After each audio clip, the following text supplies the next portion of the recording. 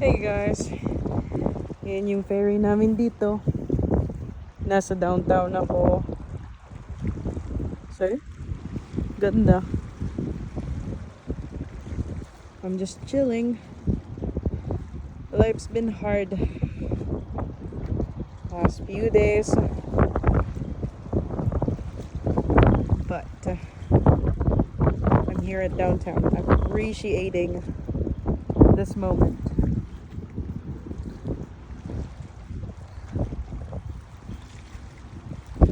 I'm too busy with lives, trying to survive every day.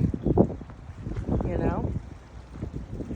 Nakakalimutan ko rin pala minsan i-appreciate tong tanawin dito sa downtown. See that? Actually, yung ganda nito. Ganda siya for chilling, thinking, appreciating the waves, the sound. Parang meditation na rin. Pero nagpo-vlog ako. Look at that. Parang sarap pumunta ng Canada. Alam mo yun, tatawid lang dun banda. Dun banda. Dun yata banda. Tama ba yung tinuturo ko? Basta dun banda. Tawid lang dun. Chillin'.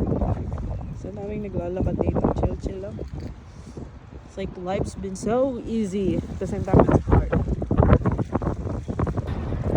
So, pa-vlog lang tayo. Ang chill lang ng damit ko ngayon, no? Para lang akong wala lang. Pero, naglalakad tayo. Enjoy tayo ng moment natin. Because, you know, ganda rin pala minsan mag-walking. Enjoyin mo yung sarili mo. Usapin mo yung sarili mo. Yung wave. Makakanta nga. Kahit mga ako dito, you know, something weird. Pero sarap din pala, oh. Ngayon natin ma-appreciate yung tanawin. Actually, yung sarap pumunta ng Hurricane Ridge kung hindi lang ako takot mag-drive doon paakyat.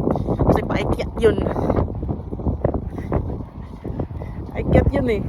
Bundok na yun eh. So medyo hesitant ako. Pero ang sarap siguro. Alam mo yung afraid of heights ka. Takot ka sa meron kang fear of heights. Tapos itatry mong mag-drive sa ganun. Ang sarap.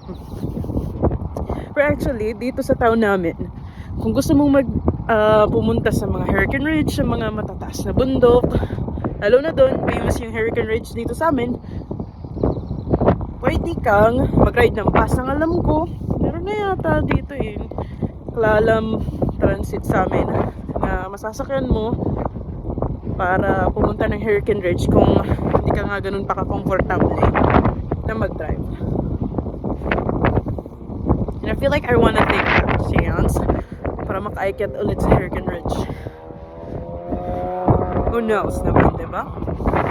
It's beautiful weather today. Sobrang beautiful weather. So I'm just walking, see? Chilling. Ang ganda ng area, ang ganda ng location ko. See? Tapos ang ganda pa ng moment ko ngayon. It's like me processing.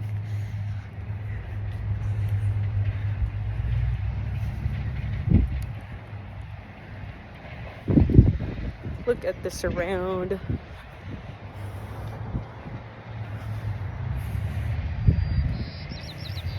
So, what am I afraid the most? Siguro, masasabi ko, I'm afraid to be alone. That's the biggest thing about me. Takot ako maging mag-isa. Takot ako lumaban mag-isa. But, sometimes pala, marirealize mo na sa lahat pala talaga ng laban, mag-isa ka lang. Pero hindi naman totally talagang you're alone. There's so much way pala. Pero, kailangan pala sa life natin mas maging top tayo at mas maging, alam mo yun, yung mas maging matatag tayo na dumating sa point na kailangan mo maging mag-isa. Kailangan mo lang pala talaga enjoy it. Minsan pala being alone isn't bad. Speaking of me, that's a first person. I'm a first person kasi that's me. If speaking for myself. So, ang ganda ng location niya. Look. See? Chill lang ako, guys. Ganda na, no? Barko. Masarap siguro maging sea woman ba? Sea woman. Ayan. Naman ako maging balak ng isa. Ano yun? Kasi ganda ng location namin dito. Here in Port Angeles, sobrang ganda ng location kasi malapit ka sa ocean. You can actually listen to sound waves, ocean. Maraming location dito magandang puntahan. Maraming trails, maraming areas you can actually enjoy the sea if you're into ocean. Or if you're into hikes naman, hiking or something. Dami din dito. One of those are the Hurricane Ridge. Tapos may mga area din sa Lake Crescent, so pwede kang go to hike. Which, that's the first time that we're gonna try to do. This couple weeks, I took a week off the trabaho because I wanted to give myself some time. Ayan ang ginagawa ko ngayon. I wanted to give myself some break time to chill. Today I'm gonna get a counseling. Bishop namin talking about me. So talking about what I did to myself, of course. Talking about what, you know, speaking up for myself. Yun na lang siguro yung ano, masyado ng detalye. But that's what I'm gonna do today. It's a plan today, 5:30. It's like an hour counseling, you know. It's gonna be fun. I think it's gonna be fun. Hindi naman siya fun, but pero alam niyo yun, something different to what I normally do. So I feel like hindi ko masyado nabigyan ng time yung mental health ko recently.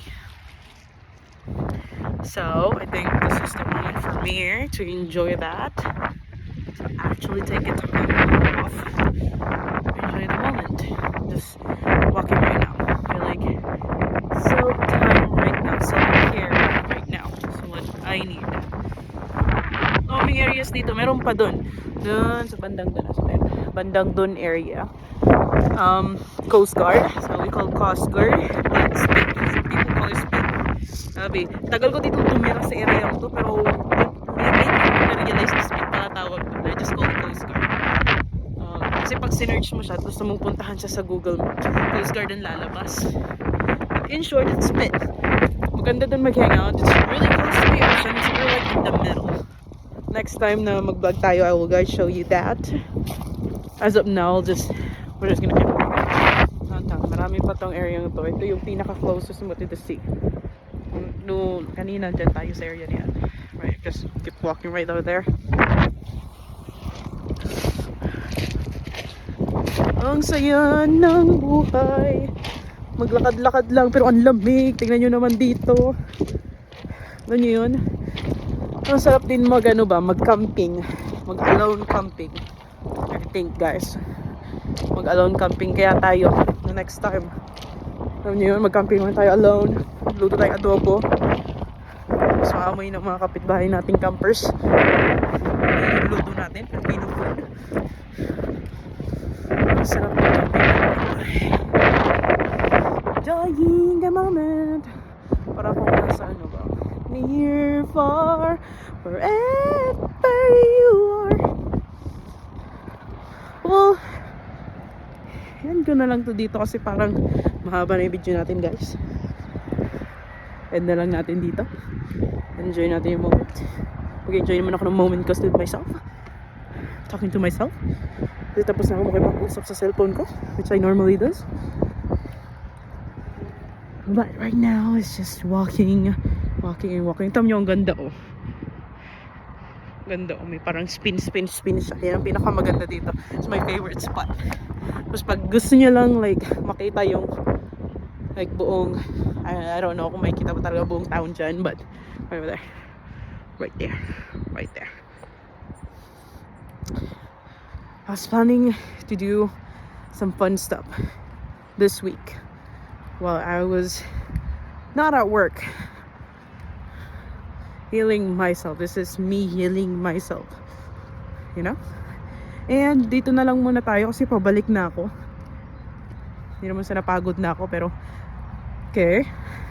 Ano tayo, lakad-lakad. Bye guys!